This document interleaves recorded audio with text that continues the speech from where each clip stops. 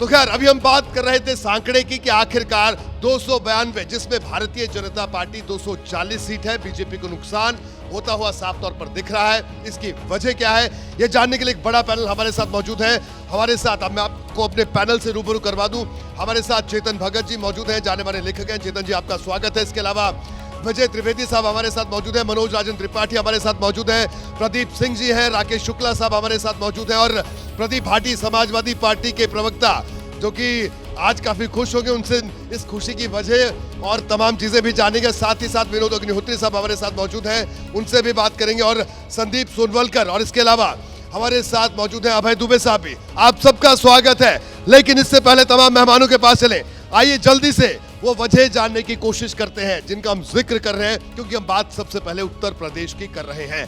क्या है वो उत्तर प्रदेश की वजह? देखिए, राम मंदिर का मुद्दा बेअसर रहा, ये सबसे बड़ा सवाल उठ रहा है। क्या आरक्षण का कांटा था जो यह स्थिति भारतीय जनता पार्टी एनडीए के सामने आ गई, या संविधान बदलने का जो आरोप लगा, क्या उस आरोप की काट बीजेपी नहीं खोज पाई? इसके अलावा पेपर लीक जो कि उत्तर प्रदेश के लिहाज से एक बड़ा मुद्दा था। ये तमाम वो बातें हैं। तो आइए चर्चा की शुरुआत करते हैं। सबसे पहले चेतन भगत साहब, ये जो 400 पार की बात हो रही थी, 370 की बात हो रही थी, लेकिन फंस गया पूरा का पूरा मामला, क्या वजह आप मानते हैं?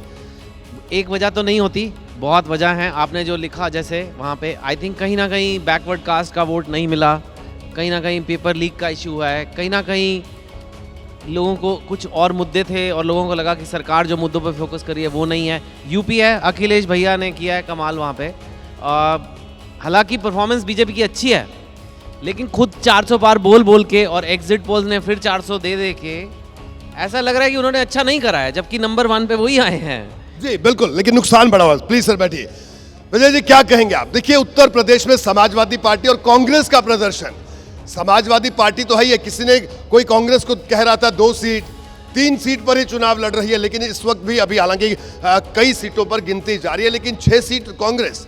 कांग्रेस ने बहुत अच्छा प्रदर्शन किया है, समाजवादी पार्टी ने भी अच्छा किया, लेकिन जैसे आपने जिक्र किया, इनको देखना पड़ेगा कि जो 2 मुद्दे खास तौर से रहे। एक तो ये हुआ कि राम मंदिर का जो मुद्दा था, जो उस तरह से असर होना चाहिए वो नहीं हुआ, लेकिन आरक्षण, संविधान बदलना और जाति, ये तीनों मुद्दे एक साथ रहे और उसका नुकसान भारतीय जनता पार्टी को उठाना पड़ा। कि 400 पार के नारे से नुकसान हुआ कि संविधान बदलने की बात हो रही है, संविधान बदलने की बात हो रही है तो जातिगत आरक्षण की बात पर भी वो चक्कर हुआ, और समाजवादी पार्टी ने जातियों के आधार पर बहुत बेहतर तरीके से टिकटों का बंटवारा किया और ये कॉम्बिनेशन जो है वो ज़्यादा बेहतर तरीके से काम कर पाया। लेकिन बीजेपी को उम्मीद थी कि राम मंदिर का मुद्दा चल जाएगा, वो नहीं चल पाया। बड़ी दिलचस्प बात आपने कही, राम मंदिर का मुद्दा। प्रदीप जी, राम मंदिर की अगर बात करें, लेकिन अगर हम फैजाबाद और उसके आसपास की सीटें देखें, बस्ती की बात करें, हम अंबेडकर नगर की बात करें, सब सीटें भारतीय जनता पार्टी हार गई।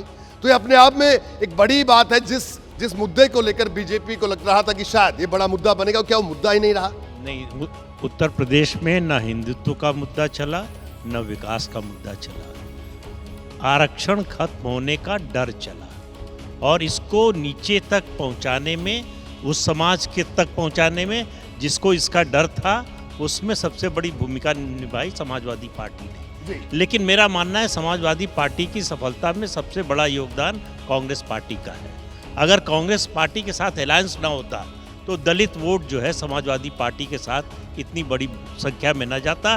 तो दलित मुस्लिम जो नया जुड़ा, जो मुस्लिम तो वैसे भी समाजवादी पार्टी को मिलता है, लेकिन कांग्रेस की वजह से पूरा कंसोलिडेट हो गया और पोलिंग सबसे ज़्यादा 80% से ज़्यादा पोलिंग हुई।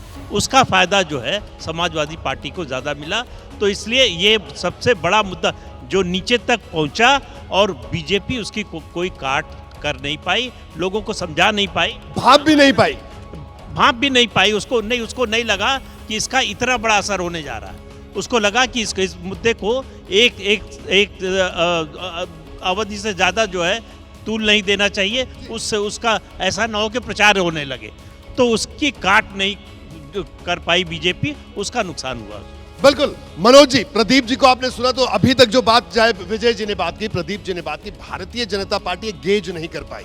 राम मंदिर की बात करते रहे, डबल इंजन सरकार की बात करते रहे, लेकिन कांग्रेस और समाजवादी पार्टी, यानी अगर पॉलिटिकल कॉम्बिनेशन की बात करें, हम लोग ये चर्चा करते थे 19 में कि सपा और बसपा का लीथल कॉम्बिनेशन है।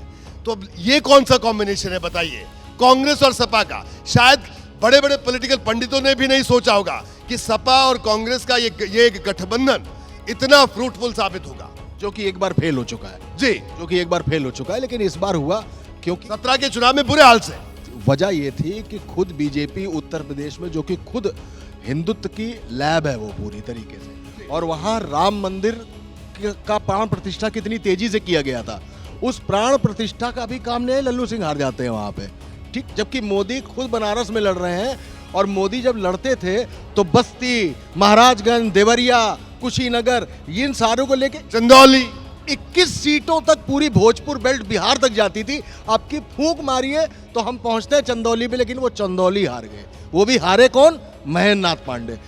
डिकोड ही नहीं कर पाए, जबकि योगी की सरकार थी, हिंदुत्व था, खुद हमारा मुख्यमंत्री भगवा वस्त्रधारी है, लेकिन वहां पर इस बार सारा प्रयोग हार गया। वजह देख लीजिए, लल्लू हार गए, अयोध्या चला गया, अयोध्या चली गई, कितना बड़ा मैसेज है। दूसरा, बॉम्बे में कसाब को फांसी दिलाने वाला उज्जवल निकम भी हार गया, जो कभी मुद्दे पर, ये वक्त की बात है, डिकोड नहीं हो पाया इस वक्त में, और इस वजह से उत्तर प्रदेश से जहां से सारी चीजें उभरनी थी वो पूरे देश में दिखाई देने लगी। यही वजह कि कांग्रेस और सपा का गठबंधन उस पूरे वोट को ले गया।